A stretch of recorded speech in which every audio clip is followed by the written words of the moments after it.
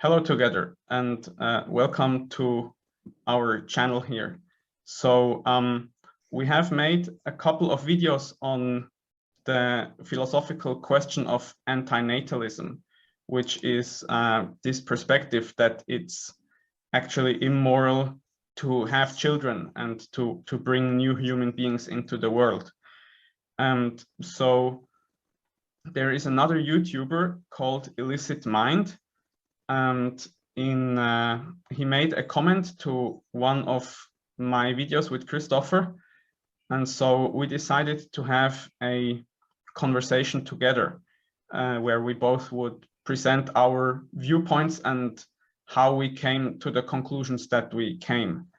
And so yes, if you want, then please explain your viewpoint to the audience. Thank you, Amos. My viewpoint generally pretty much is applying the unethical position towards procreation, childbearing, childbirth. And it's founded upon one account being how it is inherently an act being of imposition.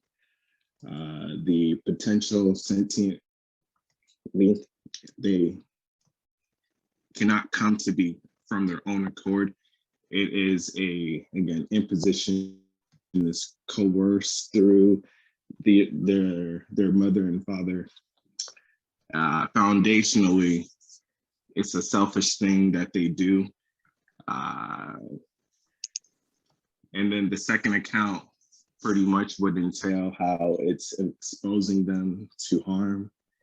And with this second account, there's two different subsets. The predominant subset on one hand is how there's a certain guaranteed level of harm, generally speaking, that most human beings will have to go through. And then on the other hand, there's a risk of additional harm or suffering that they could be exposed to. So those are the two core elements that I myself hold to how I see it as unethical. Yes, and so then as I understand this, you would say that at least a part, because I would like to talk about the definition or the origin of morality and of ethics. What do we mean when we say something is unethical? And I understand from your first statements that there are two aspects that you would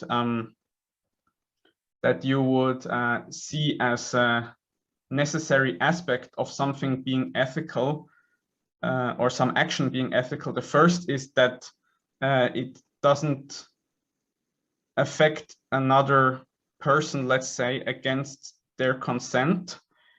And the second would be that it's unethical to expose a person to harm. Is that correctly? Yes.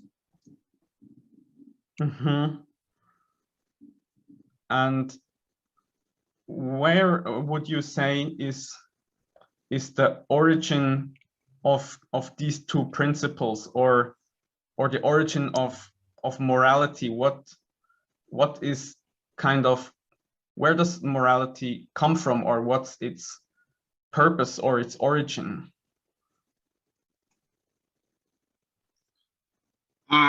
So morality, I mean, it comes from, of course, from us humans.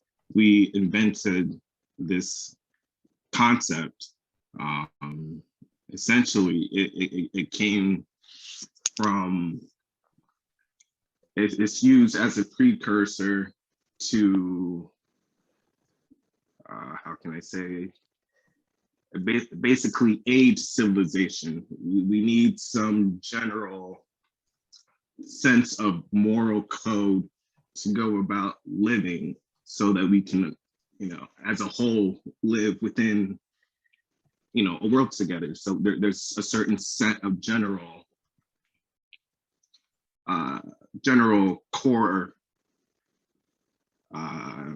beliefs, I guess, that we try to hold ourselves to, a certain set of behavior code.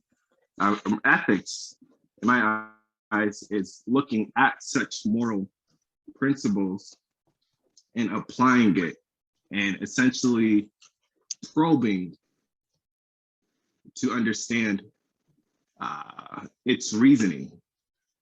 So we're seeing morality, and it's like we're making it science. We're trying to understand how well it is in alignment. That it's not, it's not. It's essentially it's cut and dry. It's not something that has a lot of gray matter. It should be a pillar. And ethics is looking at morality and determining whether that holds up to be true. Because one can say, for example, that it used to be a moral good in society. Because the thing with morality a lot of times deals with tradition. It's not just what is necessarily right. It used to be a moral good to have slaves because of the production, the effectiveness that it brought about in civilization. It was something that we held, So there are certain things we can look at and say that we decided that this was a moral good. And so sometimes we can review and then amend such things, but just because we hold certain moral beliefs, it doesn't mean that it's ethical. Yes, I understand, and I think that's a useful way of looking at it. So you would say that morality is kind of a set of rules that human beings have formed or decided upon so that they can live together in a large group. And then ethics would be to look at this set of rules and see whether they hold up to logical reasoning, or whether they are logically consistent or true based on what standard exactly would they be evaluated as true or false? Pretty much. And this isn't something that we know. There's like the social contract. It isn't something that we all sign on paper or anything, or deliberately verbally agreed to. It's just a general notion, general type of abstract, I don't even know what to say, but it's just a general applied way that we go about living. How it's not. But yes, what you said is good. Yes. Okay, so basically, as far as I understand, you wouldn't say that there is a specific what's the word? A specific criterion that can be used necessarily to decide whether a certain set of rules that we call morality is good or bad, but there are kind of just sets of rules that we use to live together. Yeah, so people can say these terms can get conflated. People can say that they hold,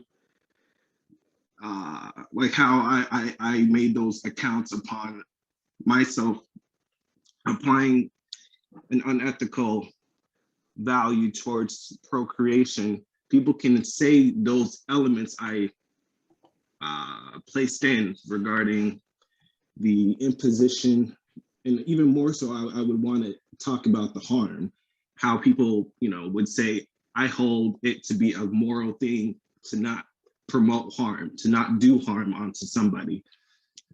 And I wouldn't necessarily disagree to say that's a moral belief, but in my eyes, that's an ethical thing, because ethics are more so, it's very cut and dry. It's very simple.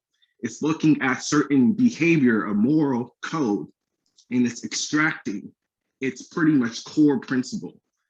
And so if someone says that, right, I think it's moral to not promote harm, to prevent harm. I think that's more so an ethical thing, because ethics are like, it's more just narrowed.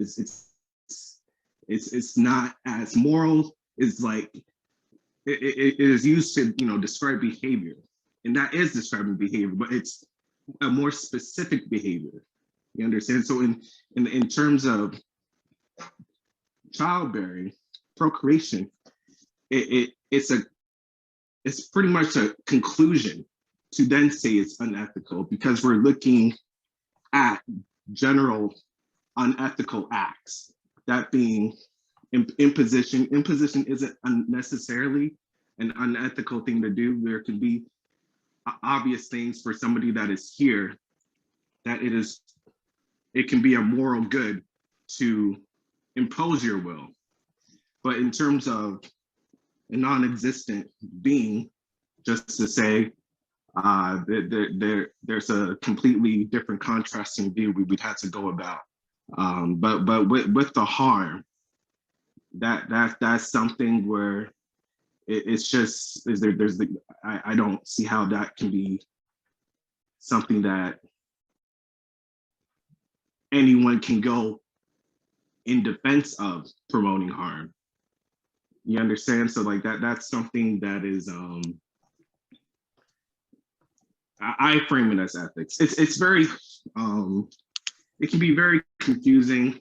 I can leave videos to different people, but essentially ethics are just applied science to morality. And so we're looking at certain behaviors and we're determining whether it holds up to certain, moral sets of code. So I kind of went on a tangent there, I'm sorry. Don't worry. I think it was useful. So as far as I understand, and I think again this is a good way of looking at it, you would say ethics is kind of trying to extract the core principles that make certain moral norms correct or not. Yes. So ethics is kind of the science that tries to distinguish between correct and incorrect moral norms. Yes. And as I understand you, and I agree, most cases of moral norms that we seem to believe are correct, they oftentimes forbid to inflict harm on another person or to force this person to do something against their will. And so from there you could extract these two ideas as core principles that are kind of used then to judge whether a certain moral norm is correct or not. Yeah. Mm-hmm. Yeah, that's good. That's great. Yeah, yeah. Yeah, so I think I agree with that. Now I have two questions in mind at the moment, or okay. Maybe let's start with one of them, which is, I think it kind of goes a little bit to my core critique of the antinatalist perspective, which is, as we have said, moral norms are used, they are used so that human beings can live together in large groups. So they are kind of formulated and adapted for that purpose. And so, and I understand that there might be some logical consistency problem when you then say, as you said, yeah, you can, if you bring a person into existence, then this person will sooner or later experience harm or suffering, and therefore you are kind of exposing them to suffering. But my problem is if you then conclude that therefore it is immoral to bring new human beings into existence, then you have kind of gone against the purpose of morality to begin with. Because I think the purpose of morality is to allow or facilitate or help people to have good lives. And if you then say now it is no longer moral to make new people come into existence, then you have actually gone against the core purpose of what this whole thing was to begin with.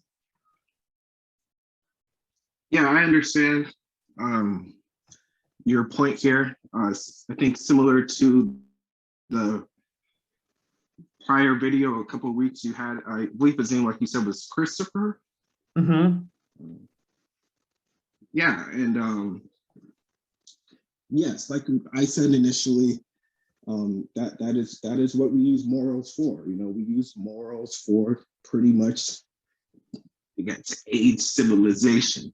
So it is promoting civilization. That's why, again, I like to use ethics, because we're essentially we're trying to probe why we are doing such a behavior such as that. And it's implied, if you're promoting civilization, it's implied that that's going to go with procreation, you know, propagating your species.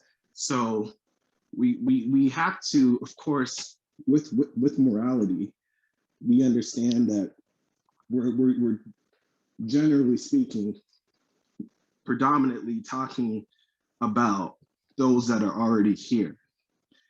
When we're talking about how it's promoting, enhancing civilization, with using ethics, we're asking, you know, essentially why we are in need of doing such, why we need to promote, to aid, enhance civilization. Why are we doing this, essentially?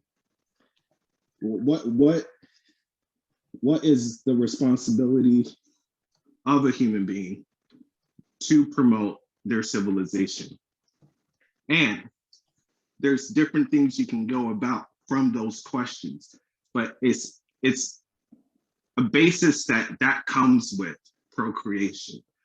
So it then just leads to one of those fundamental elements to civilization. And from having morality, we have to then lead on to that element, how it comes from procreation. And we have to then analyze where that is. So yes, morality is, I mean, we use it because we're here, but we have, once you analyze why we're using it to be here, we have to look at, you know, why we are here, why we are promoting it. And, you know, since it, again, goes through the process of childbirth, we have to have that in account and see that morality of such childbirth. But in my terms, I try to go and then look at the ethics of it.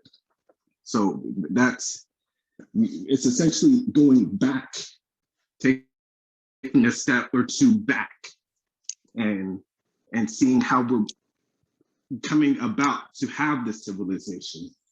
Since we're wanting to promote this civilization, we have to know where it's starting from, how it comes about. So it's essentially, again, with scientific understanding, you don't just, you have to see how something arises, right? how it's functioning. And that's the core function to how civilization starts, right? We got to have children, we have to promote well-being. And so we're starting from the start, and then we're arising from that part. Yes, again, I think good and interesting point that you made here. So you said basically morality isn't so much concerned with these very abstract questions, but it's more kind of a practical matter. So just how do we, people who are already here, organize so that to promote our civilization or to have a good life or to have well-being, etc. And then you said with ethics, we can examine this, like examine even the base assumptions that morality doesn't examine. And one of these would be, is it at all a benefit to uphold this civilization, or is it at all good or ethical to do these things like having children, which are a prerequisite for this morality and this civilization even existing? Yes. Yes. Okay. So then, again, I think these are things that can be questioned. And an important question for me would then be, what is then the standard of ethics? Because morality kind of has as its standard the continued existence of civilization and the well-being of its members. So if something kind of enhances these things, then it fits in this moral scheme of rules. But if we want to question this deeper using ethics, then again, the question would be, by what standard do we measure certain behaviors ethically? Or in other words, how do you know that it is, for example, in all cases wrong to impose certain things like existence on a human being? I think we would have to talk about this phrasing a little bit more, but what is the principle by which we know whether something is ethical or not? Yeah, so with that, in terms of with procreation, I think what is an important element too when it comes to morality is that someone can have their own set of moral conduct, and that can promote their own personal well-being. So there's a certain societal moral conduct, and there can be a subset of that for a person that they hold for themselves. And when it comes to efficacy, we have to understand that I more so apply efficacy to be a right and wrong than how people apply morality to be a right and wrong. Because like I was saying with ethics, we look at morality, we look at the behavior of people, and we look at those elemental features and say if those parts are good or bad, essentially, right? So in terms of looking towards what we use efficacy for, I believe it's essentially what is virtuous, what is righteous, excuse me, and what is essentially, I guess you can say harmful, or just it's nothing to celebrate. It's wrong. It's wrong in my eyes. Because there's certain general of the axioms that I hold, right? We try to, not promote harm. We again, like I was saying before with consent and imposition, there's certain things that, especially again, in terms of human beings that are already here, that it is a moral good to not gain consent.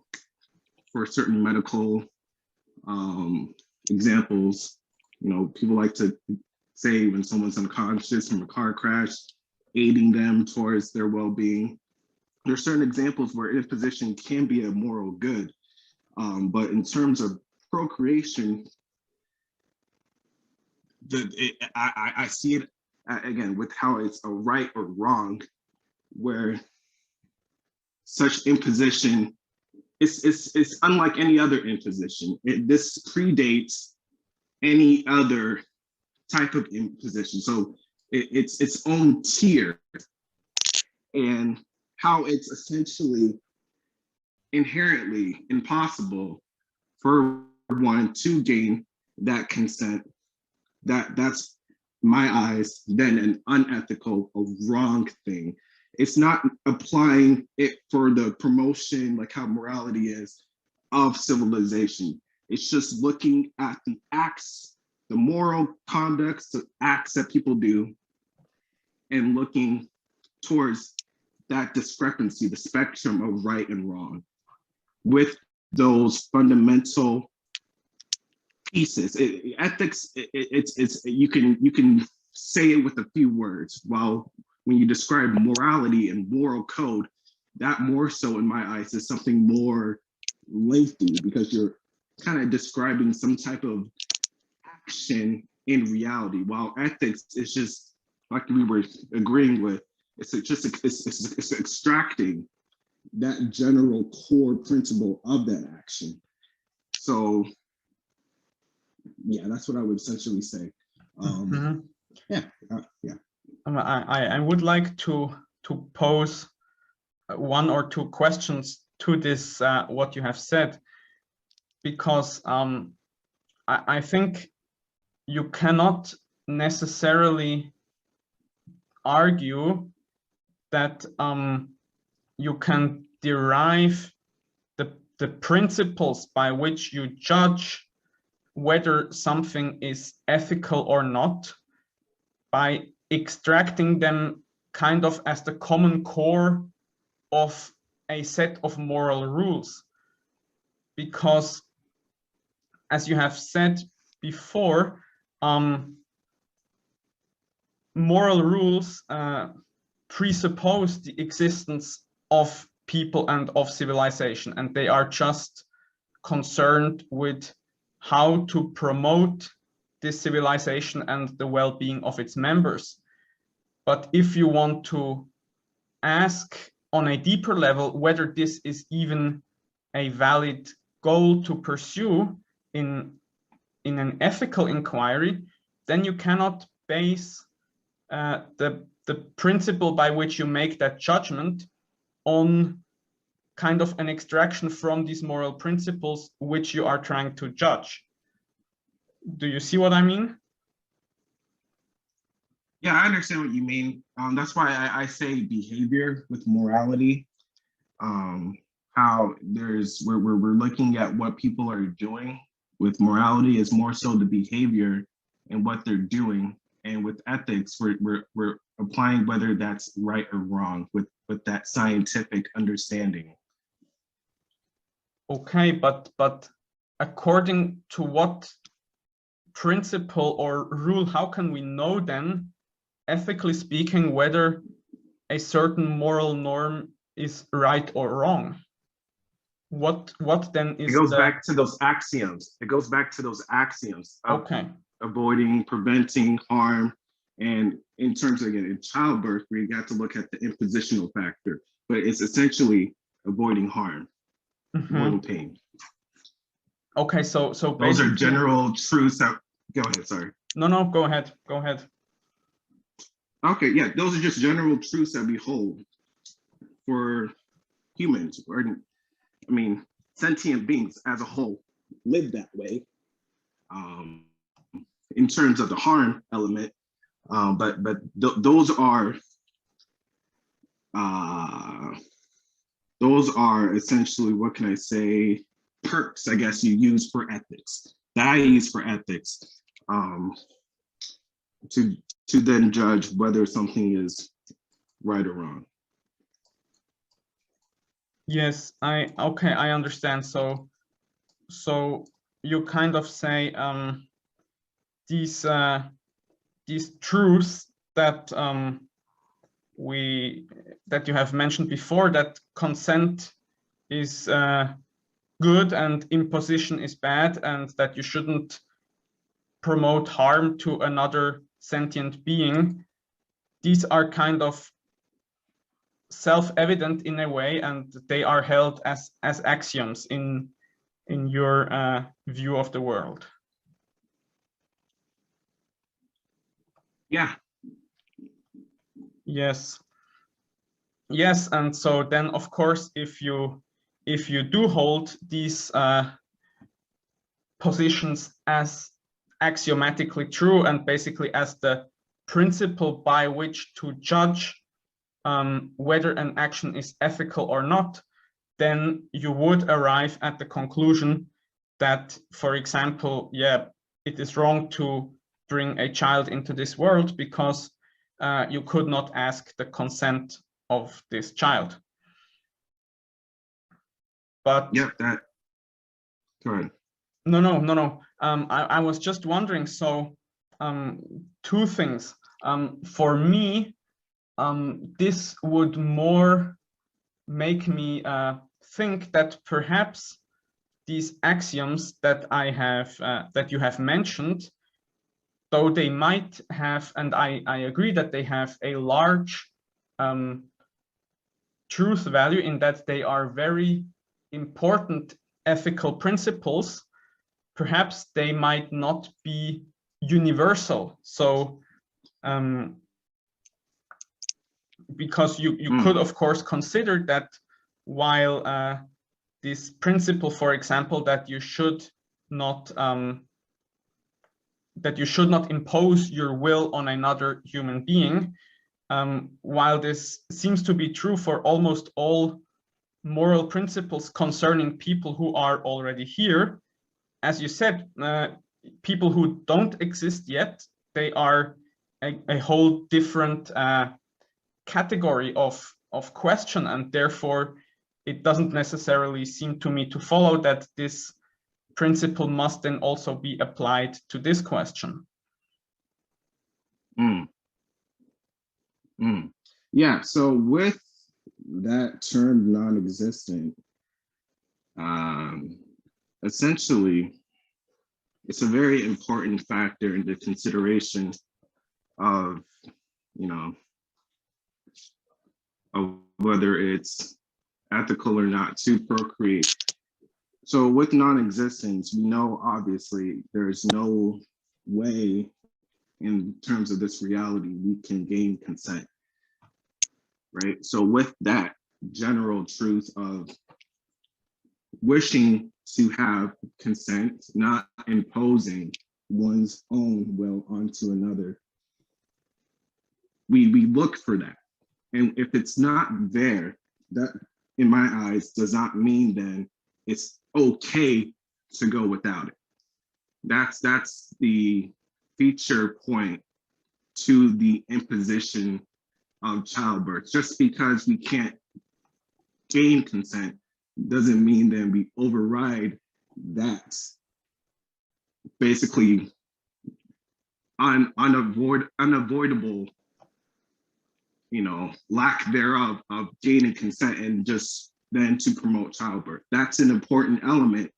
And so because we can't get it, it's surely then not a righteous thing at its fundamental nature to say it to be ethical, because it's fundamentally then in a bad equation. That's just, I don't even know how to say it. It's just, that's not a righteous thing. Yeah, I would have to disagree, because I think this statement that you have made, it it presupposes a certain kind of hierarchy of importance of or a certain hierarchy of principles or of values. So you would say that it's more important to gain consent for an action than, for example, to continue the existence of the human species. But yes, I would, because go ahead. No, go ahead. Yeah, I would, because essentially then we're saying that, yeah, because we can't gain that consent because it's inherently an imposition, that then, yeah, we had to just do it, appeal to nature. It is what it is, and go about promoting and aiding civilization. That's, in my eyes, akin to slavery, because you're placing somebody in a position against, and in this context, they don't have a will, but it's a forceful act. It's one side imposing their will to another side that they don't have a say. So it's civilization, and that's with a lot of childbirth. Obviously, most people, they do it for their own desires, but there is a collective goal towards that fertility. But I look at it from an individual standpoint, and that's going to promote harm, unnecessary harm, a risk of even more harm. And it can't be justifiable in terms of ethics, in my eyes, because we're to avoid that.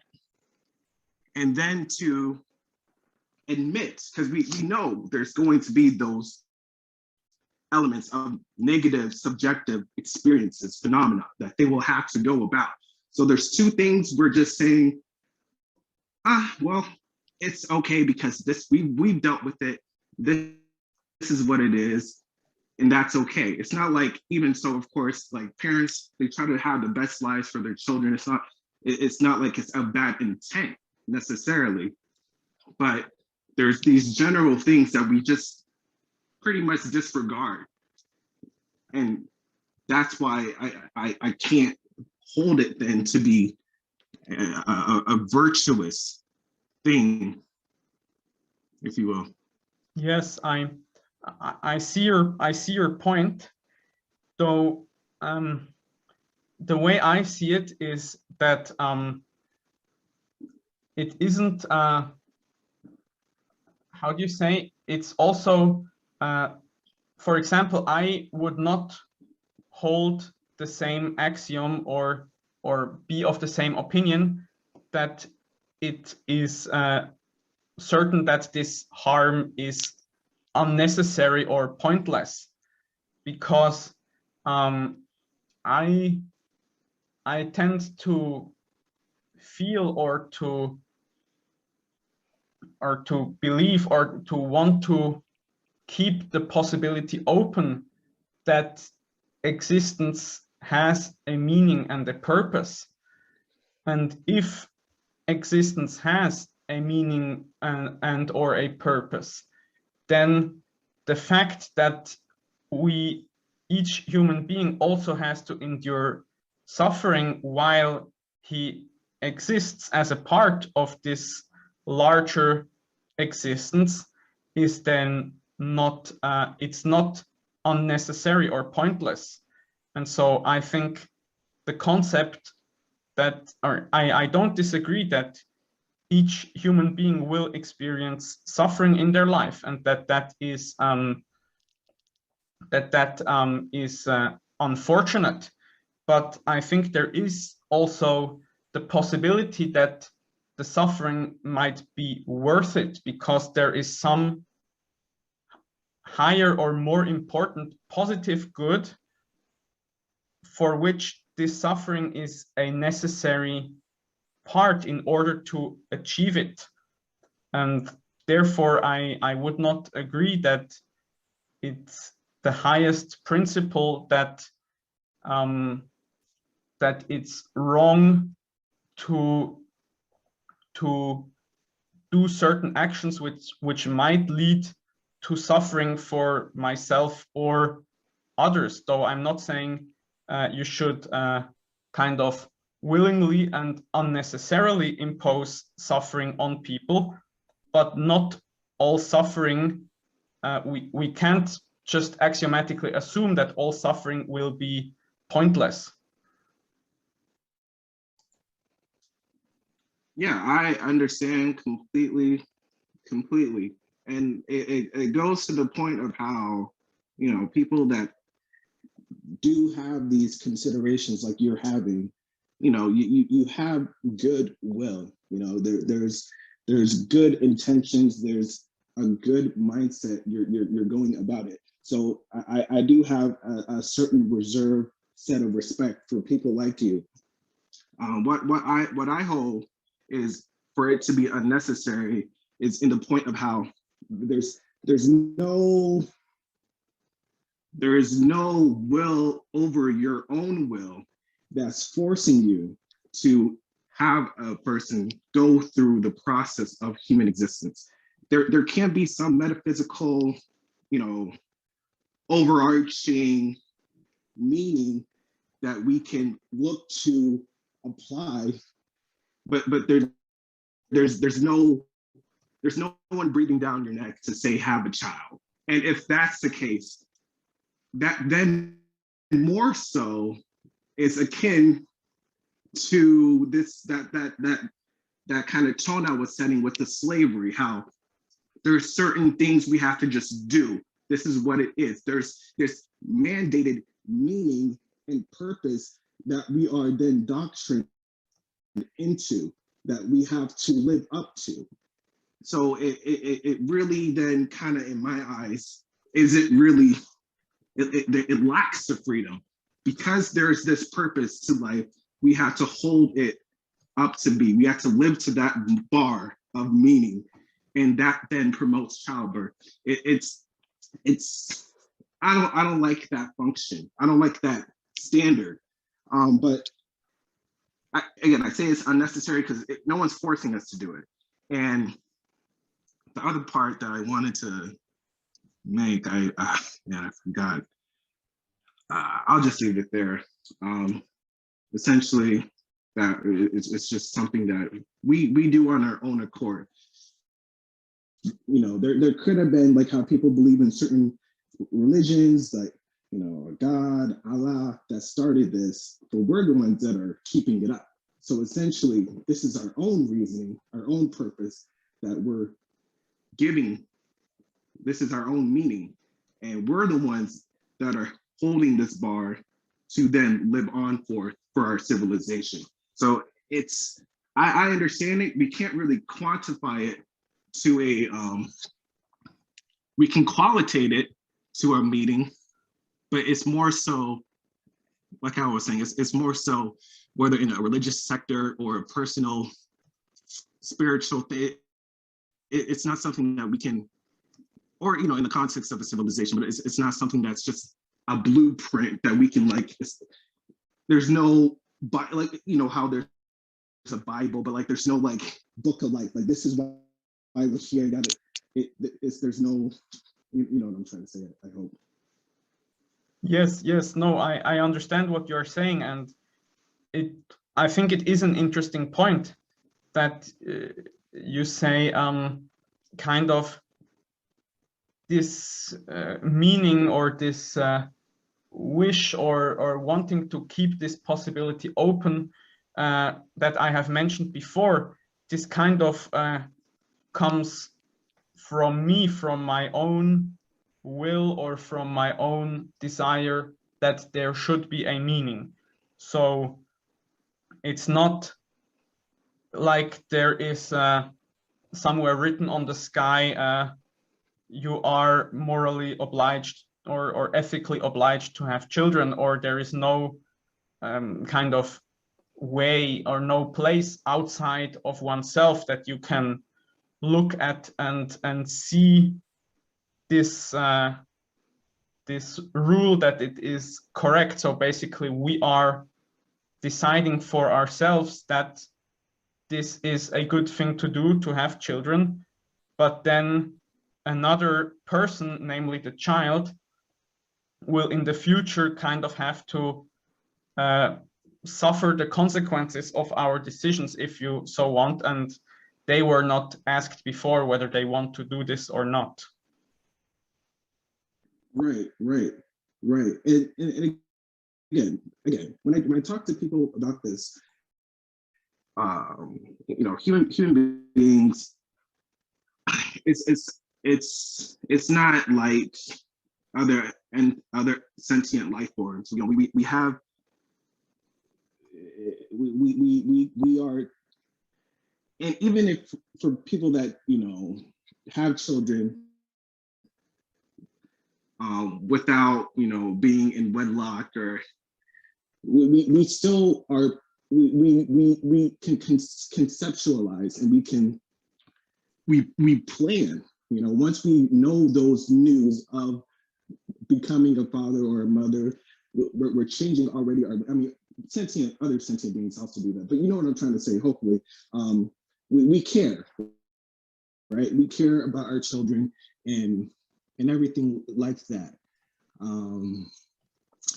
That's why I really do believe the imposition feature to be one of importance, because personally, right, if that wasn't the case, if there was a case, and now we're talking about hypotheticals, but if it was a case that you could have a way to not have birth and existence imposed upon somebody, that's great, because there's some, like I was saying about harm, there's some people that are okay with having to go through inevitable harm. You understand? So there's some people that can look as if they were in non-existence, right? This hypothetical non-existence, but they're granted permission to come into this existence. They see the general feature points that comes to being a sentient human being, and they say, yes, I will go about that. If that could consciously be a function, that, I wouldn't be talking, right? So there's two different, with the elements of harm and the imposition. The side of imposition, in my eyes, with the consent, is so, it can be very big, because then it's like, we wouldn't be having this conversation. We would say there's no real, because this is on our own accord, it's on our own volition.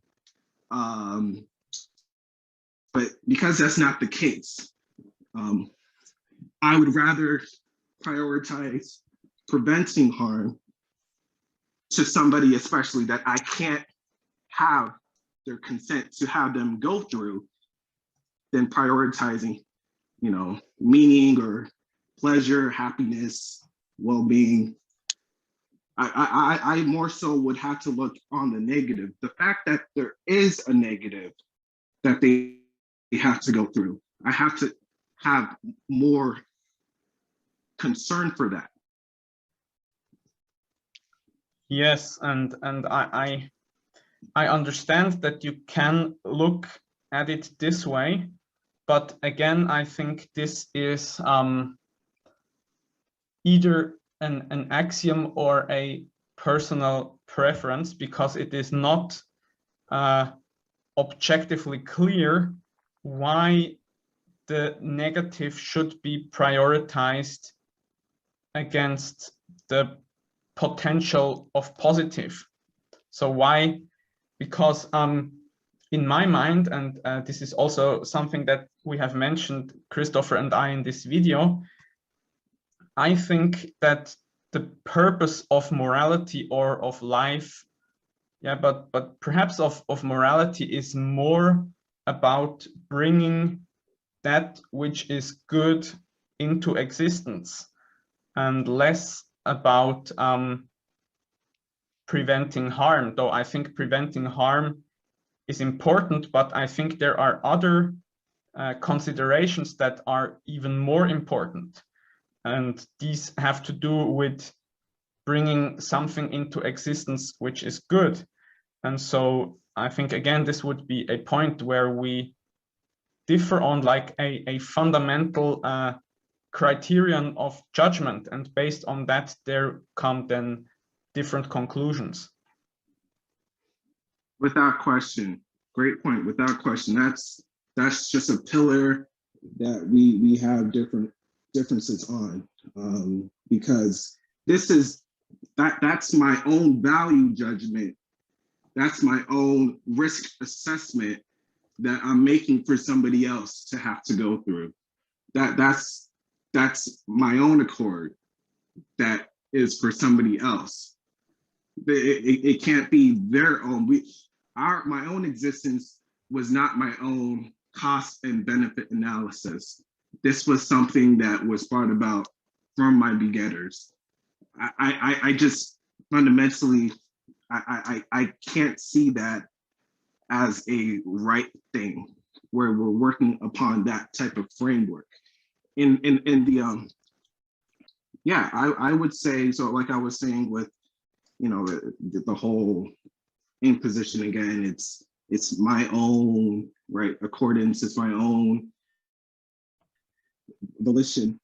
It can never be for the sake of the unborn, because it's upon my desire that this is initiated upon.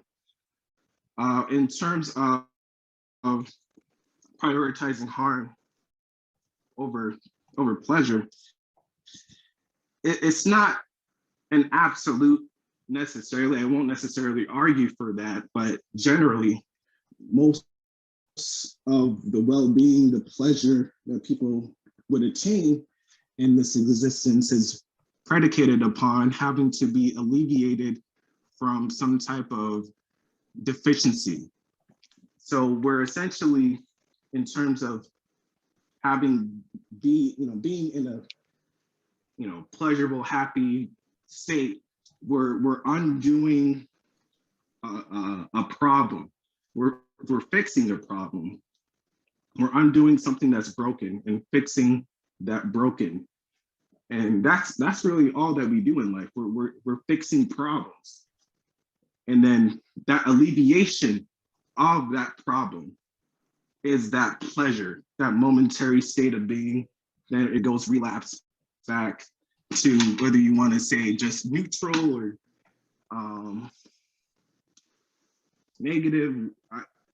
I don't want to get into that specifics, but we can. But it's essentially, again, fixing things. And even yet, in terms of humans, who's to say that, you know, if you prioritize pleasure, I mean, we're placing people in a human body where, like I was saying with the deficiency, it comes with limitations. It comes, you know, it's like a product, you know, it's not perfect. Who's to say they if they had the choice would want to be in this? It's only because this is all that we have. This is what we will give surely on to our offspring. But it's all these choices and then boundaries we're having to be placed upon. It's just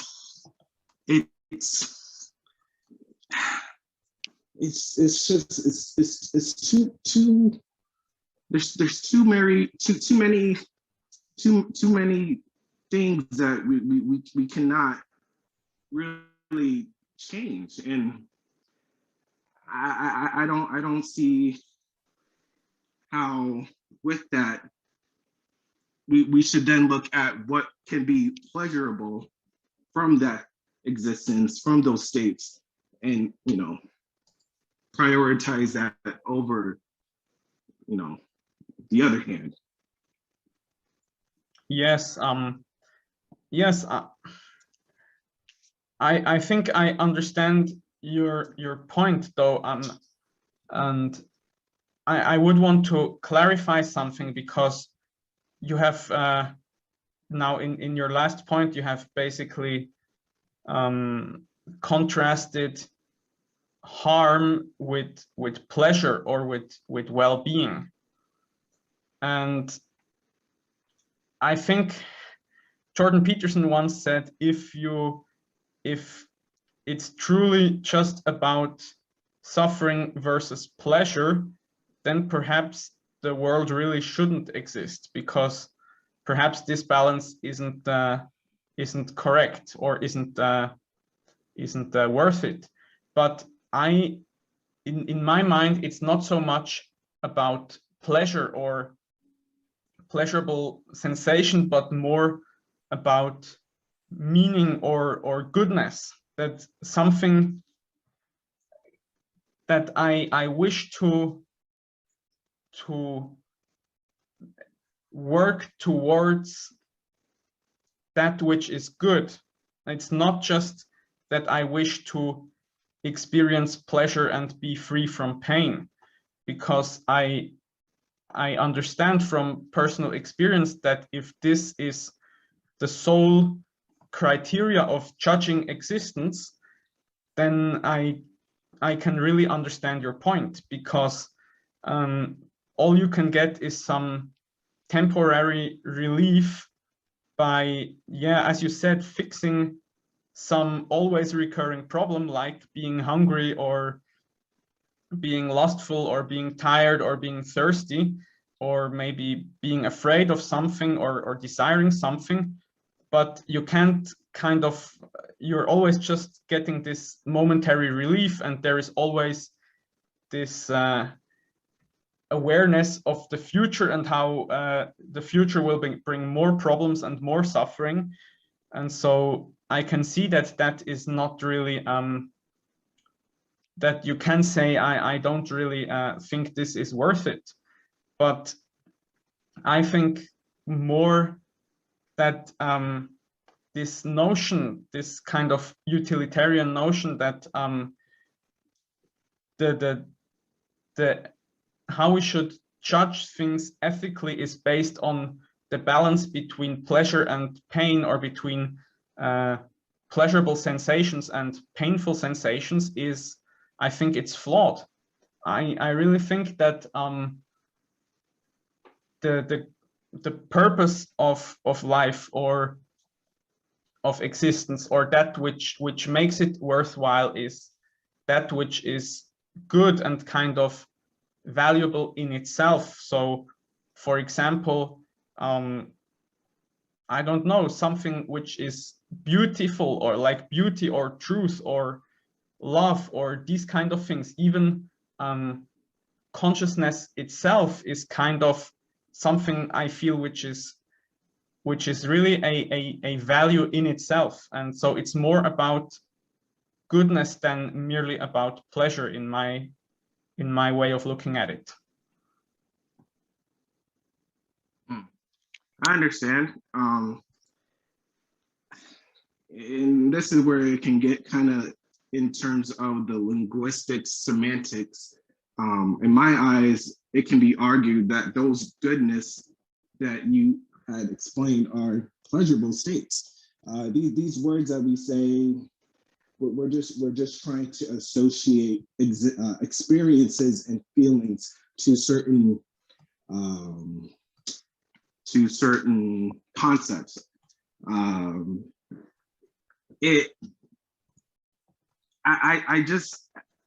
hear that, I really do. You know, happiness, love,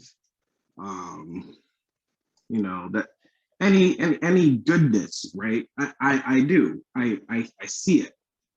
I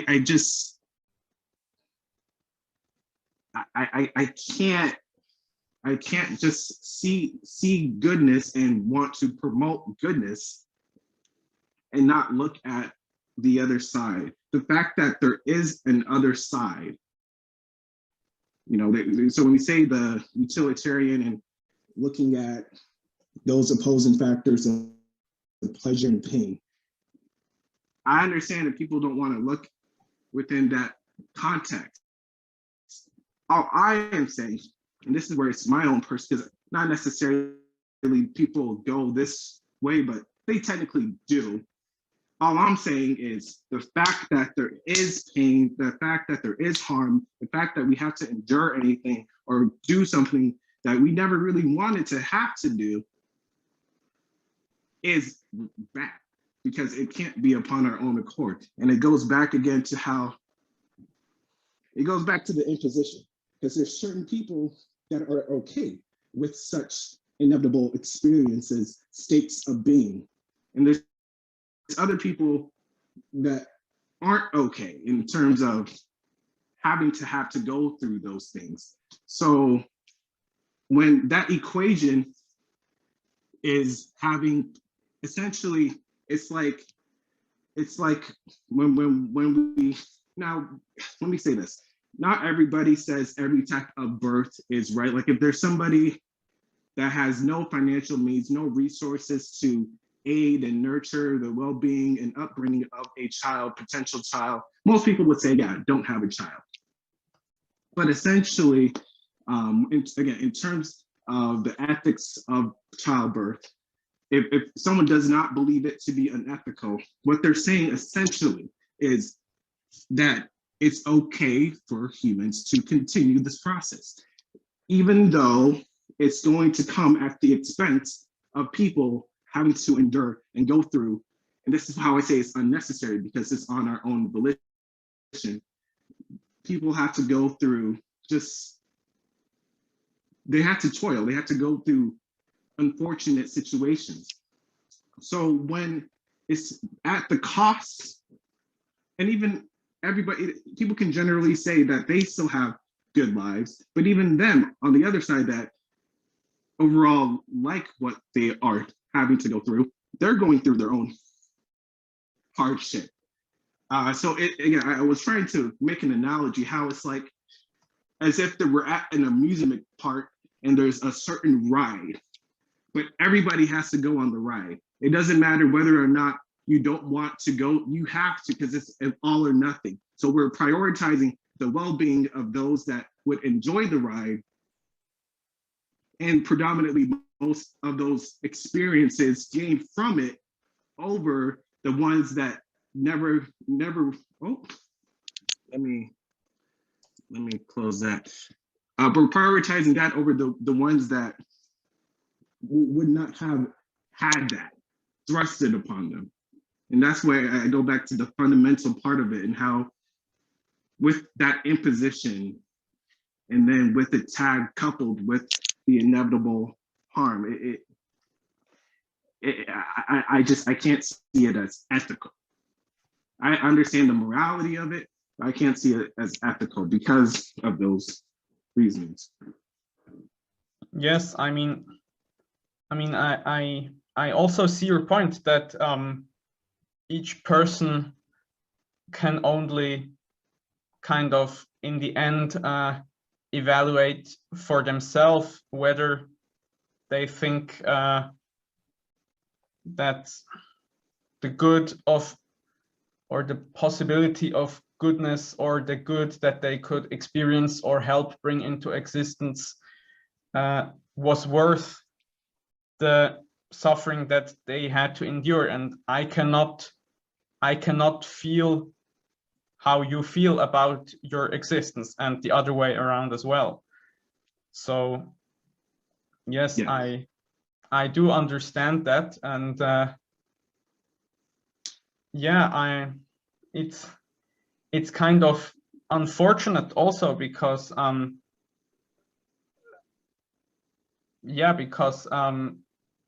if I don't know, yeah, it's unfortunate that no,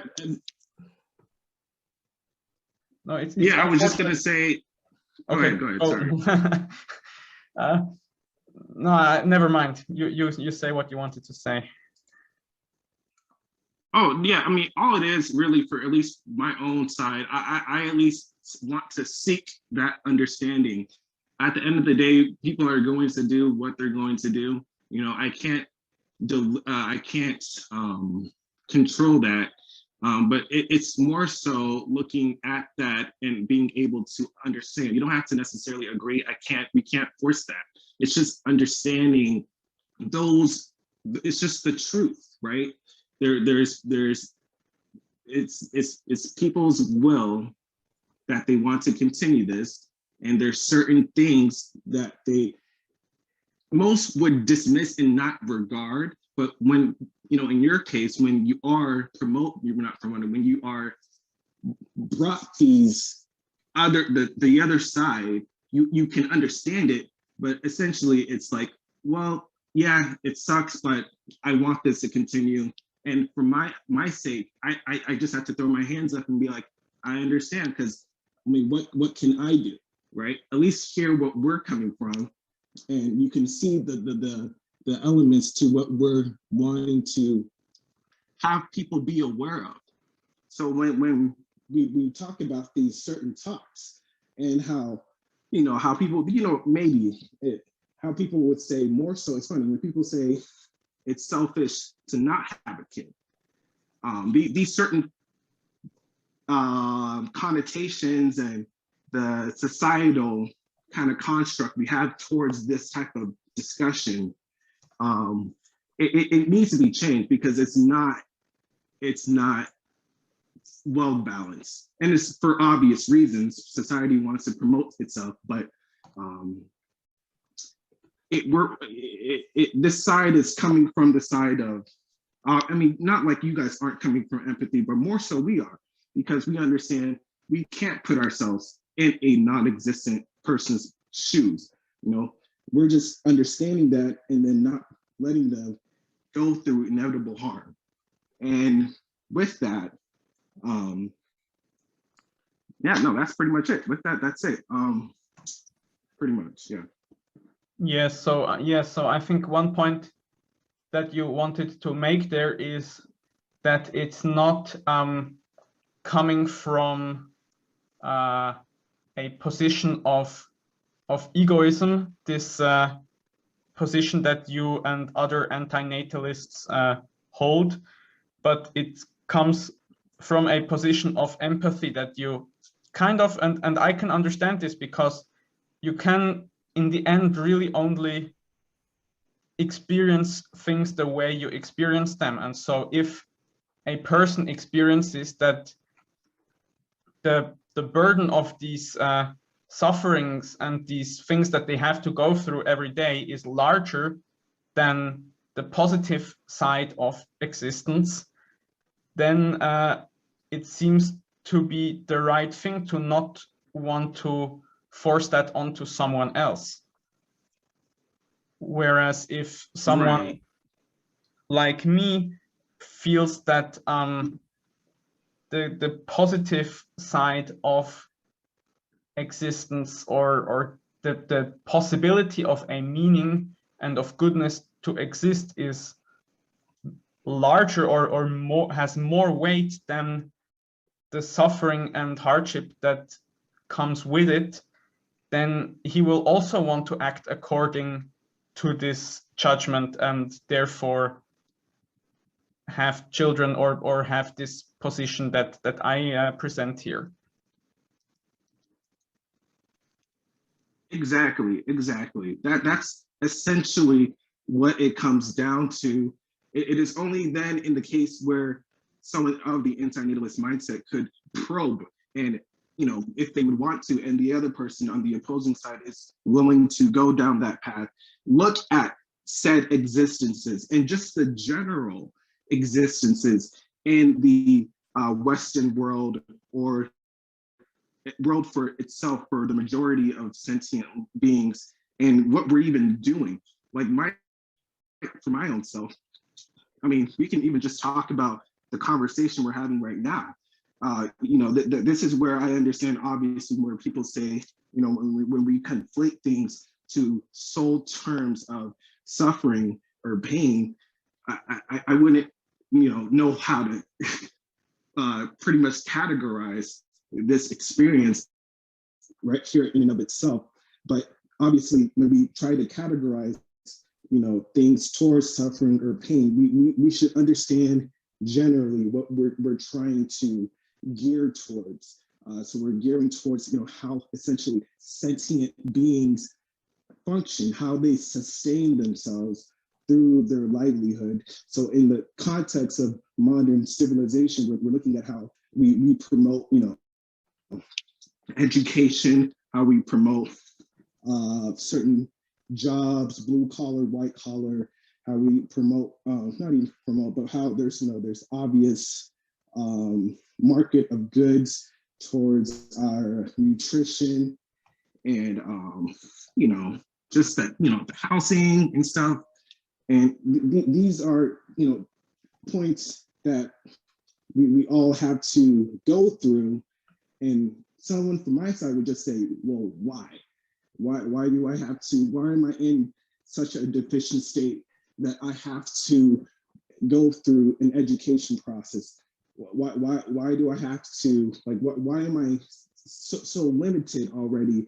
And I'm needing to essentially get myself out from a negative state of being. And it's not even just that, it's just, we look at certain things people say, people can look at poverty, people can look at certain struggles people have, rare diseases, torn different countries, human child trafficking, war, just evil, right? Mental illnesses, all these things, chronic pain. And we're just looking at these very real, I'm not going to say consistent, but very ongoing, persistent, very common things that people are going through. And we're saying, well, surely this could have never had been. But then once we say that part, that surely even our own selves, people can talk about in the context of just average people having to go through traffic, having to pay bills, dealing with the,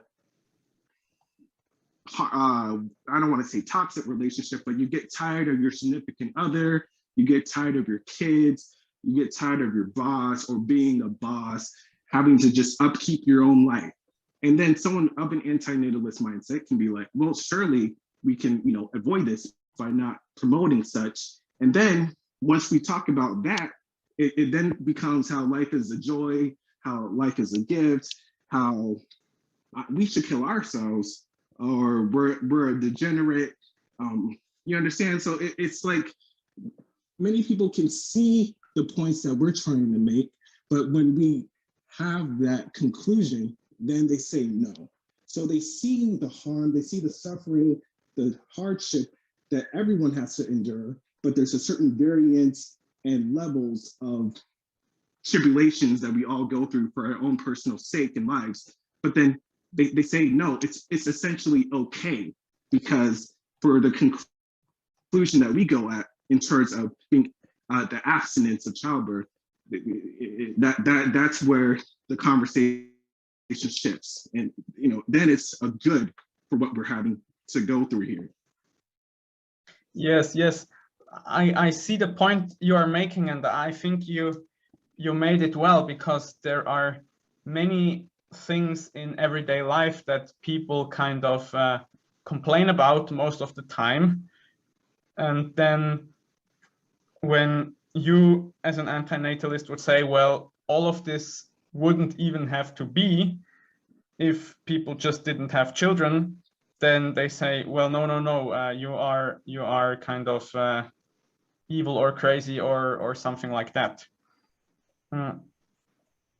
Right, so, like that's pushing the boundaries.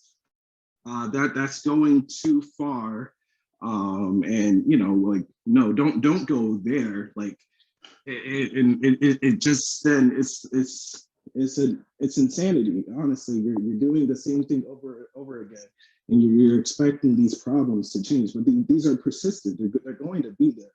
And in the context of modern civilization, there is a certain it can vary from where we were founded upon, but it's still the same elemental points that we're having to alleviate ourselves from. And so it's just, I don't know. Yeah, no, you explained it well. I understand your point, and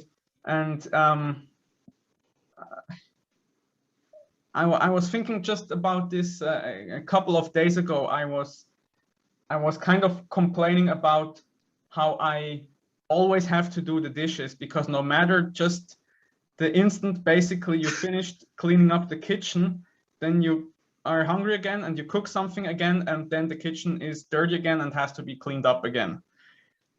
And so I was complaining that this is kind of like the Sisyphus work, where you have to roll up the stone up the mountain, and then as soon as you're on the top, it falls down and you have to start all over again.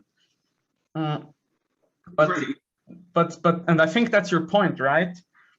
But then I was thinking that perhaps this means that I'm looking at it the wrong way, because I think though this observation that you made is correct, that many people complain all the time about all of these things from their everyday life, that doesn't necessarily mean that your conclusion, or the antinatalist conclusion, that it would be better if none of this existed, that this conclusion is true.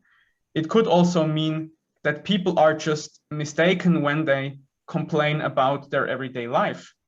And I think if you say, well, the purpose of life is life itself, and doing the dishes is just a part of living, just like working and eating and sleeping and exercising and all these things, then if you look at it through a different perspective, then it's not really that bad of a thing at all. Because I thought, well, actually doing the dishes is also kind of nice, because it's simple. It's not as complicated as other things that I have to do. And I have a clear sense of progress, and it doesn't take that much time. And after I have done it, the state of my home is much better than it was before. And so if you start to look at it as just a normal part that belongs to life, then if you change your attitude towards it, then you also change how you experience it. And so I think it doesn't necessarily follow this conclusion that it would be better if none of this existed.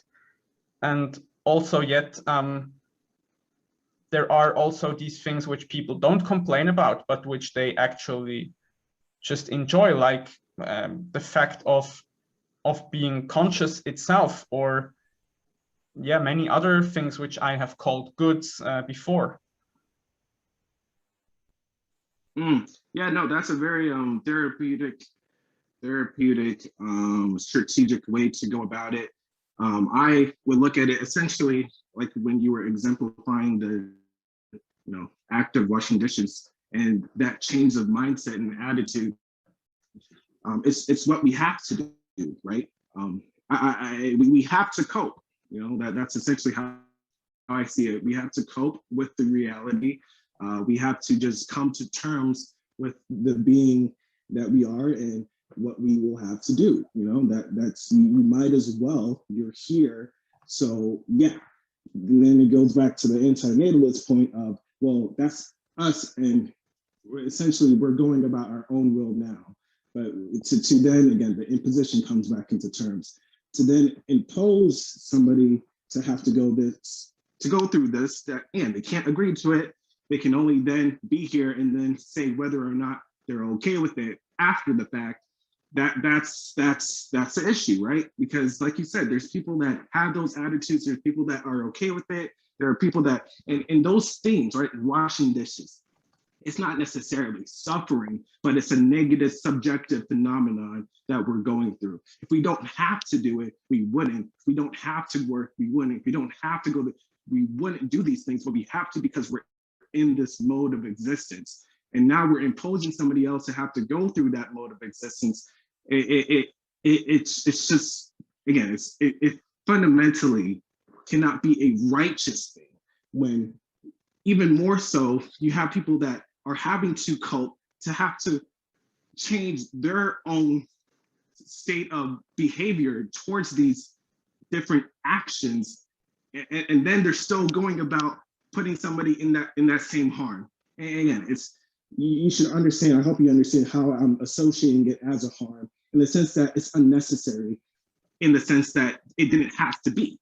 So that's my issue. Again, like I told you, it's coming at the cost of someone else that can never really agree to it. That's why the whole consent thing, it really does is an important factor to me, because yeah, if there was a world that people come here and are okay and they agree to it somehow consciously, then yeah, we know what we have to go through already, and that's fine. But that's not the case when it's, you know, having to put somebody here and they can never say, yeah, this is what I would be okay with going through, or I want to go through it, because we can't do that. And we already kind of know that it's, and it can at least be looked at in a way as not a fun thing, not a thing that you would want to do for many people.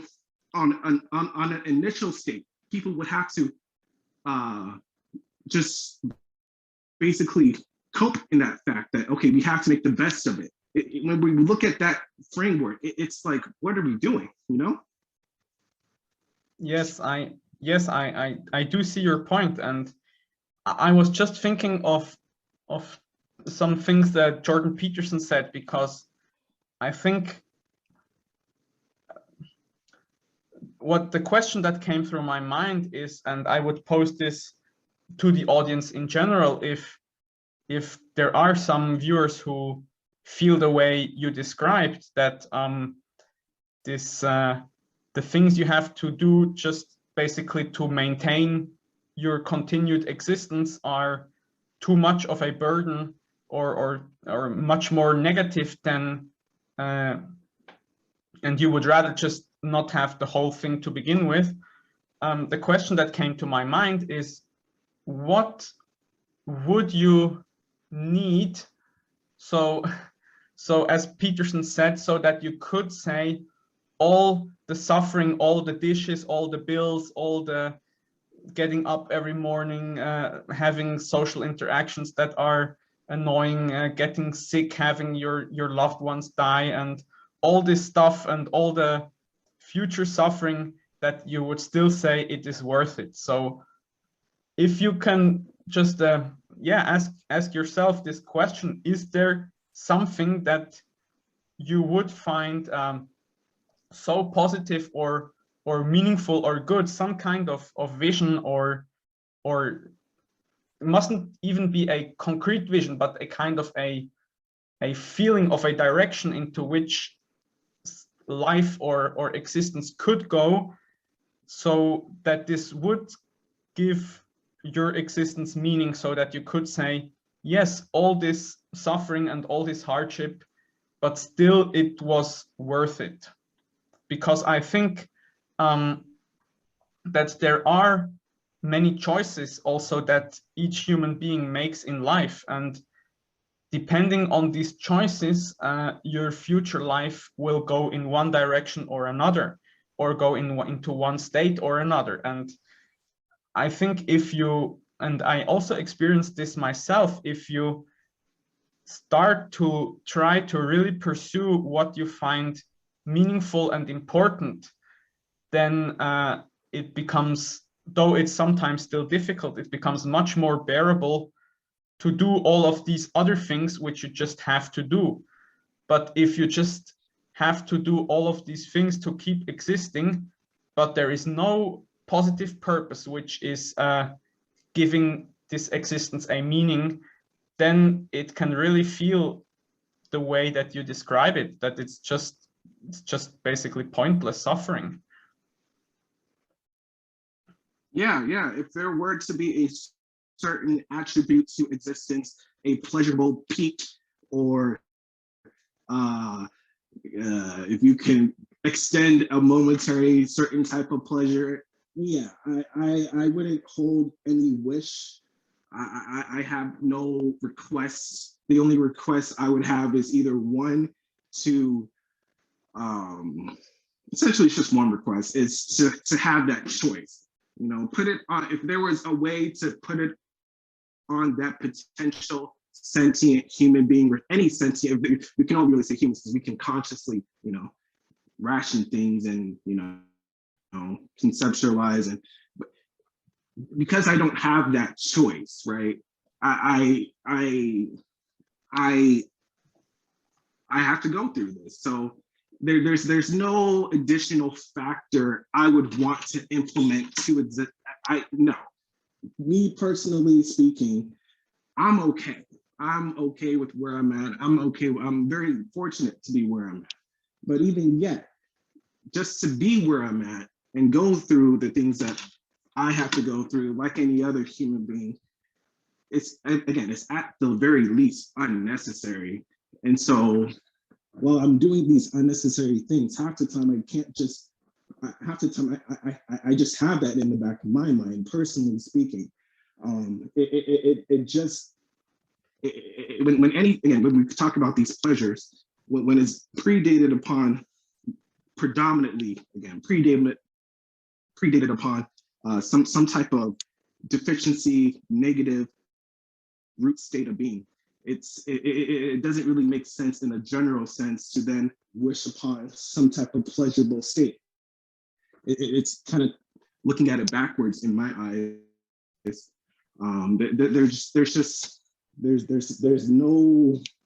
There's no reasoning to it for me. It's just something that I have to go through, that we all have to go through since we're here, and that's what it is. And you know, on another note too, I understand that's why I hold this whole consent thing, imposition thing, because many people they like this, you know, they like this. I don't, if I didn't have to, if I didn't have to have an antinatalist standpoint, I wouldn't. But the other thing too is that our own existence is causing harm for other sentient creatures. And there's a ecological, environmental standpoint to that. But again, there's people that are okay with this. I wouldn't want to have to say, well, no one can go to that analogous ride that I was talking about, the carnival ride, remember? I would want you guys to do this, right? Go have at it. But when it's at the expense of even myself, because that's essentially what it comes down to. When I speak to somebody that is of the propagation of the species, they're essentially saying, as if I am their future offspring, that yes, son, or if it's a woman, daughter, yes, you will have to do these things because I deem this okay. I have the desire to promote such civilization. As if I'm that hypothetical potential sentient human being. You're talking to me right now and saying, yes, I'm going to put you here to go through the process of birth and death, and to go through, it's not like I don't want you to go through harm. I know there's going to be a certain tier of that, but I'm going to try to limit it to the best of my ability. We get that, but it just shows how it's that selfishness at its core that is working upon. Obviously, there's selflessness, certainly as well, that comes with being a parent, but it's predicated upon an initial state of that selfishness. And when we're working with that framework, I have to default to the position that that's unethical, that's unfortunate. That's unfortunate. It's kind of like if one person gets in trouble, if one person doesn't like this, it comes at the whole community. You know, if you were in an elementary school, if one person is talking or is loud, everybody can't have recess, or we can't have that class party anymore, you know, because of that one bad student. In the context of antinatalism, it's not a bad student, it's just somebody that's going through harm, somebody that doesn't wish to be here. But when it's an all or nothing thing, we either promote childbirth or we don't. So if there are people that would rather not, and you can't get that consent, then we should rather not for anyone than to have this certain mix and just gamble with a life that's not ours. So to have that set of cards dealt to somebody that never wished to have cards dealt with in the first place. Yes. Yeah, I see your point too, and I was just you have said that this might be just a more or less a linguistic distinction. I think we will not have time to finish this in this call, but I just wanted to stress again that I'm not talking necessarily about pleasure as the contrary to harm and suffering, but goodness or meaning or something which I feel like makes the suffering worth it. And it's not necessarily just having pleasure, but it's more this sense of meaning or of working towards that which is good. So I just wanted to quickly point that out. And as you were talking, I was reminded of this this sentence that I remember from religious service back in the time when I used to go there with my family. And it's this sentence says, against your will you were born, against your will you live, and against your will you will die. And then against your will you have to, how is this word? Stand before basically judgment for what you did. So I think it's a long standing realization that there is this kind of sense of involuntariness about life that you have taken offense with to some degree. That yes, you didn't ask to come into this world, but now here you are, and now you have to do certain things because else you will suffer. And this whole thing is kind of yeah, there is a certain involuntary aspect to it. And I think for many people in our culture, this might seem to prove or to indicate that it is a bad thing. But again, because I kind of hold this axiom that life or existence is good, then I would more have to say that therefore it means that the involuntariness of existence is not, or the involuntariness of existence is not the prime criterion to distinguish whether it is good or bad. And I think it's interesting. I wanted to mention this in this conversation because I learned in the last couple of years that I think, for example, in Christianity, there is this idea that faith is a virtue. And I always used to laugh about this and think it was a very stupid notion, because how can I believe something? How can believing something be a virtue? Because either I just believe something or I don't. There is not really any voluntary choice involved in it. But what I now think is meant with this idea is that to hold this axiom that life or existence is a good thing and that it should continue, and that you should, it is basically up on you to find the meaning or the goodness of existence, because everything kind of has two sides to it. And if you say that this is kind of my responsibility to keep this perspective, and because if I keep this perspective, then it will actually be good, then I think it's not so stupid at all anymore. And so, yeah, I wanted to mention this also in this conversation. Yeah, I understand that a lot. How you mentioned, but what I would say is, this, you kind of explained it a bit, how life is good. You expanded further to demonstrate the goodness that comes with life. But again, when I look at that goodness, and again, when we understand that process of such goodness is predicated upon an imposition, for me, that equation does not turn out to be righteous. And when you talked about virtuous, which is a very interesting element, how you said to have faith is virtuous. I believe the belief, when you have a belief in faith, that more so it can be seen as voluntary, because you're going out of your way to believe. And then that would come, in this context with faith.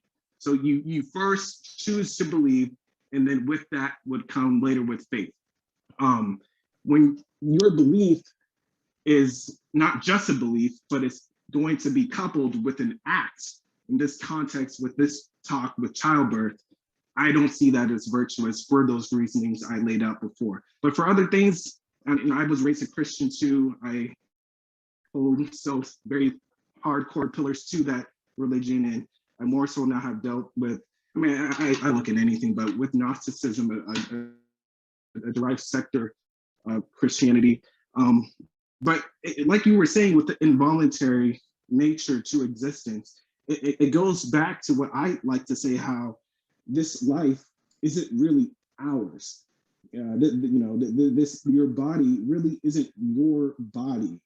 This life, you never had this life for yourself. This life was thrusted upon, quote unquote, you.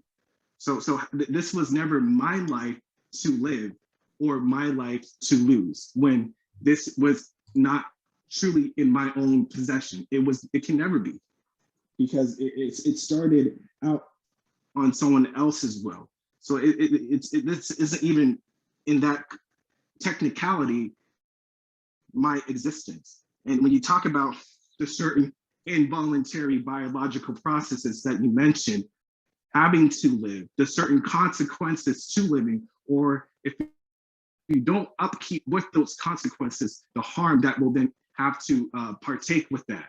And then with dying, how those involuntary, certain natural processes with that as well. It shows how this was really never ours to necessarily live out to gain, when it's not really ours, right?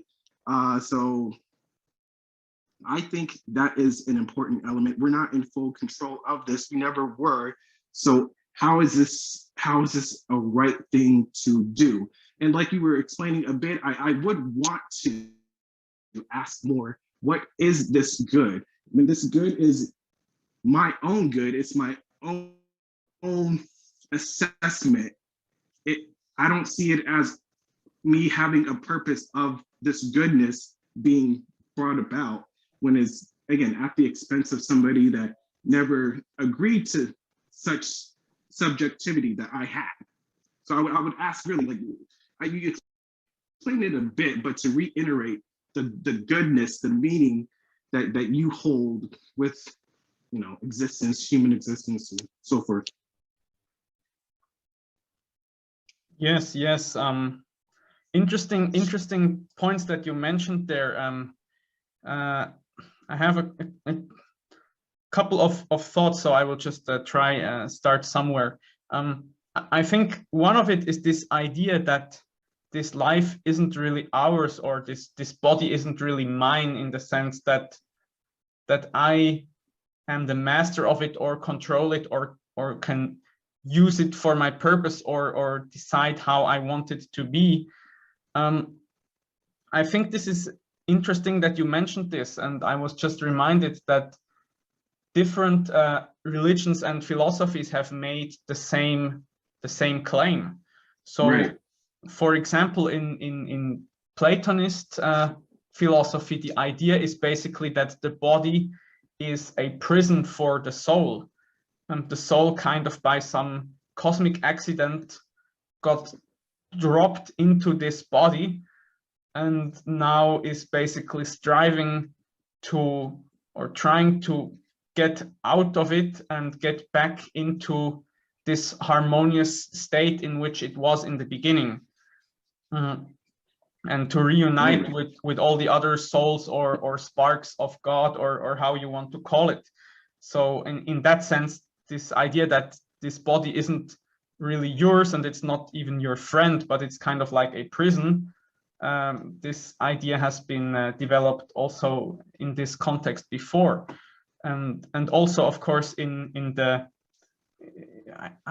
I wouldn't be really certain how to pinpoint it where, but I think in the Judeo-Christian tradition also, the idea is not that this body is yours, or that you are the master of it, but it's kind of you are like the steward, and it's your responsibility to take care of it for the time that it was handed to you to take care of it. But yeah, it's not really yours, and also your existence isn't really just for the purpose of oneself and one's own pleasure or will, but it's for God, basically, in the religious context. Now you can question these things, of course, but I think it's just interesting that these kinds of thoughts or of sentiments have been expressed in various ways before. Yeah, it is a very interesting take. It definitely makes one reflect upon their way of being. You know, like we were saying with the linguistics, the semantics, it definitely makes it weird and interesting how language frames things in certain ways. But yeah, it's very, you know, it goes back to those certain philosophical texts, like you mentioned, of Plato. It can go back to certain ancient texts with, you know, Buddhism, and I mentioned with Gnosticism, but especially with these things like the Eastern religions. Yeah, this is a temple that we are technically in, but it's not really ours type of thing. Yeah, it's very interesting. It's very interesting. And, yes, this yeah, for certain. Go ahead. Sorry. No. Go ahead. Oh, I was pretty much done. Yeah. No, I do agree that it's very interesting, and I think perhaps these kinds of experience, like the one that I just had now in this conversation, are the reason and that I started to get interested again in these ancient religions or philosophies, or just frameworks of looking at the world, because I had some experience where I realized that these problems that I'm struggling with in my own life, they are kind of, I'm not the first one to struggle with these things, but these ancient systems of thought, they had a lot of energy invested into them, where people were basically wrestling with exactly these same big philosophical and existential questions. So yeah, I think that's right. It's probably also valuable to go and look into these sources for more information or advice on these questions. And I have a lot of reading there still to do myself, because I'm not very familiar with them in detail, and it would be probably worthwhile. Oh yeah, I mean, yeah, there's a lot of information, myself included, that one can, you know, dedicate towards understanding and getting familiarized with. It just changes your perspective, your outlook on things. Yeah, it's humble, really, too. You know, so yeah, I'll post when you post this. I will post a video that I sort of was referring to with this case in point we're discussing, that kind of talks about, you know, these ancient, I don't even know what to say, I guess, viewpoints. Because again, I think it's in this conversation, it is a very, I guess, interesting, like we were saying, but it can be important to understand feature, you know, to this mode of existence. Yes, please post it there in the comments, and I will also look at it then. Yeah, you'll like it. You will like it. You'll like it. He's an interesting guy. Yeah. It sounds cool. I will definitely look into it.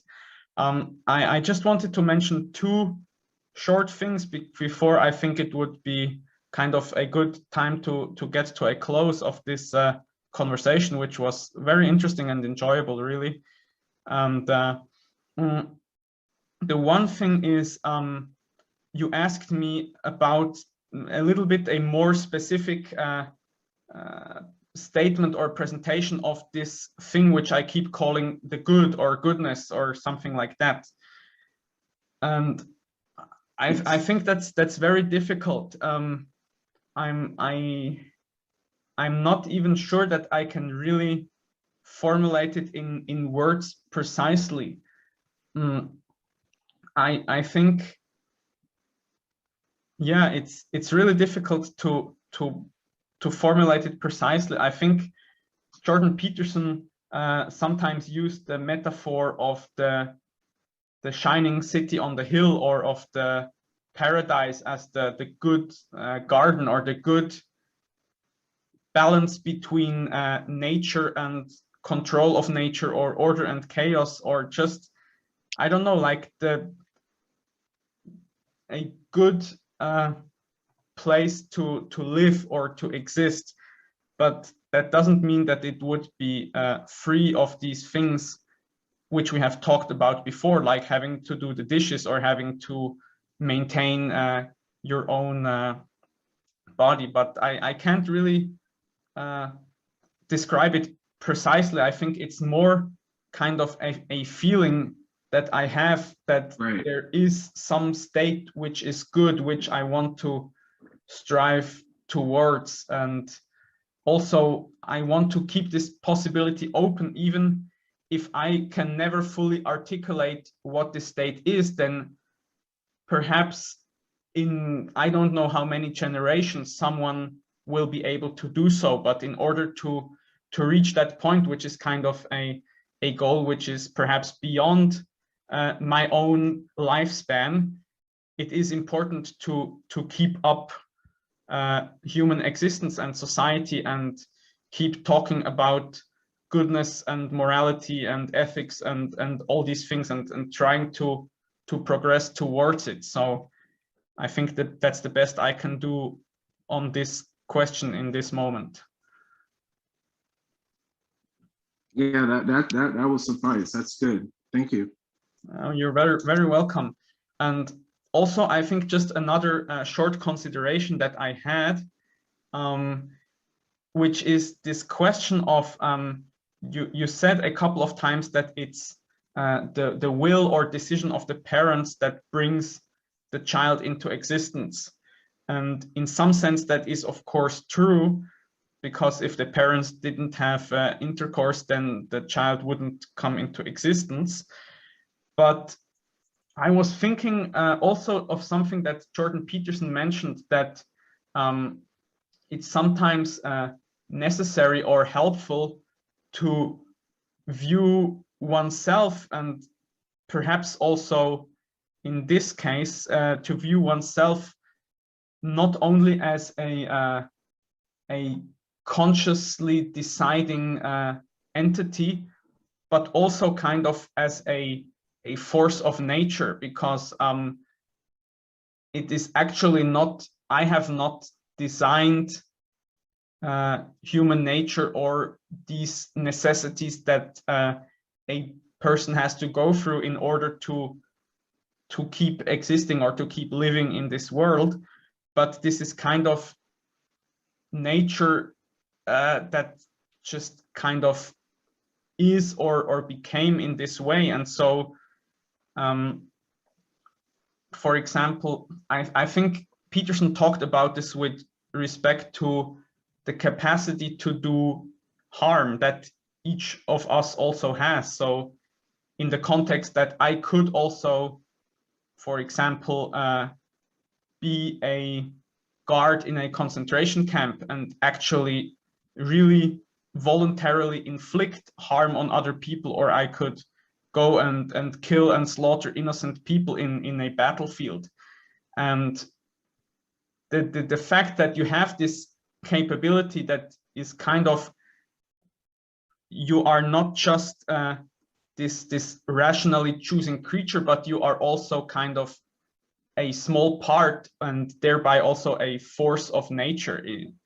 Does that make any sense? That it's not just necessarily me that chooses to bring new people into existence, but it's also just kind of nature is this way, that people come into existence, as you said, without their voluntary consent, and it's not my fault or my product that this is in this way.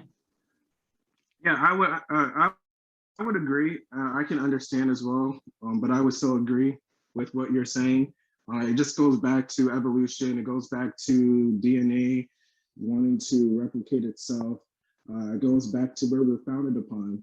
You know, it would make sense with, you know, with those concepts that I just said, how we are here, right? Because it would want to promote such a thing, such a function as childbirth. Well, not necessarily childbirth, because that is obviously very painful for the female, but the actual act that is processed prior to that being natural sex, as being a pleasurable, very enjoyable experience, because of such, you know, DNA and that replication intent. So yeah, it is a natural force. You know, with that, it will that come upon, you know, a human being. That is nature in its raw sense, right there.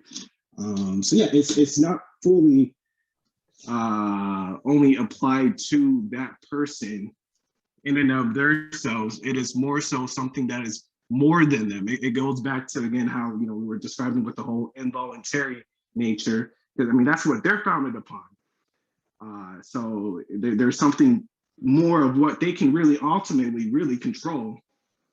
Really, I mean, there's that drive that they have been predisposed to be in. So we're really going outside of our own will to abstain from that.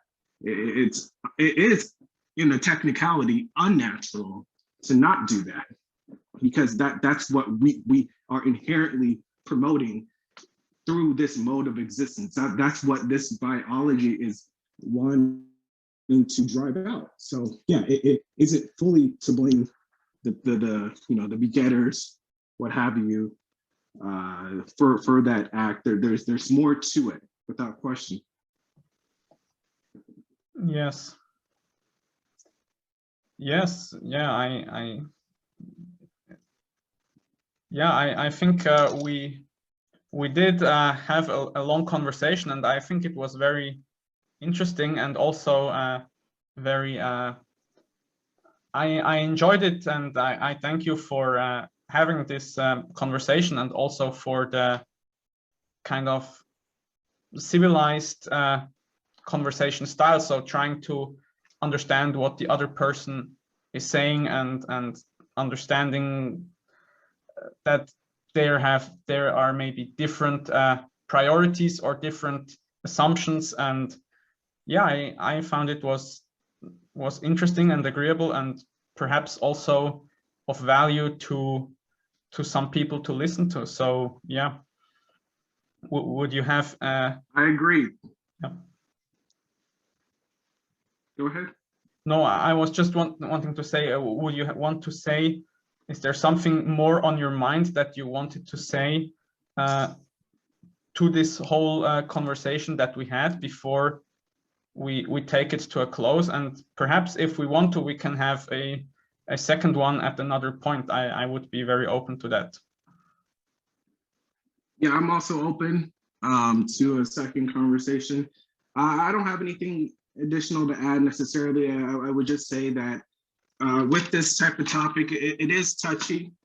It is touchy for obvious reasons for many people. And I always say, when I speak to those, at least every now and then on the internet, about these type of conversations, it can become very rageful for many.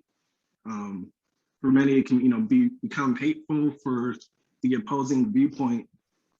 But I'm never of that mindset.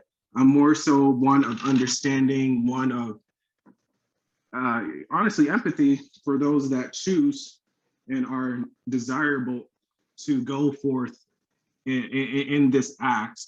And it more so, I mean, there's been conversations like this with antinatalism that, you know, people like Emendum that are very prideful and very, you know, like I was saying, the anger that can get unraveled. But I don't think it needs to go that way. It's just of understanding at the end of the day, you know. These conversations, you know, it's just, it should be like this, you know, very, very, you know, respectful, honestly, is all it is. And I got that idea from you before, from your videos, which is why I wanted to, you know, if you had the time like we had done today, you know, set aside a talk, because, you know, when I can see that somebody through comments, let alone other videos they have, are going about it in an appropriate type of manner and theme, that it can yield good results for that type of conversation and the outcome that it can come into. So I just think that with this, again, this conversation on the internet, there's a lot of hate, but it doesn't need to be that way. Hate is a choice. You don't need to show that anger. It's, in my eyes, very unnecessary. It's within your own control. It's kind of like the Stoic mindset. You can choose to be hateful and spout anger and all that, but it doesn't need that. It can be like this type of conversation, just very level-minded, very easygoing. So thank you for that. Yes, I thank you too, and I agree that I think this conversation is a good and perhaps somewhat rare example on the internet of how you can have a conversation with two people who disagree about an important and, as you said, also maybe emotionally sensitive topic. So yeah, I think it was really valuable. And also I wanted to say that I did learn something today, that actually from the point of view that you have presented, based on your judgment, it really is better to not have children because they cannot consent to this life that they would, to all of these things that their life would entail, and therefore it seems that you are acting out of your own ethical principles and trying to do that which is right. And I think there is nothing really more than you can ask from a person than that they should do that which they truly believe to be the right thing. And so, yeah, I think that was also a valuable point of view to see for myself. All right, thank you, Amos, for that understanding. Thank you, I appreciate that. Yes, you're very welcome, and thanks for having this conversation. And I'm looking forward to this comment that you will post. And then, yeah, I think I will stop the recording now. And yeah, I think this was a good conversation. So see you. Goodbye. Take care.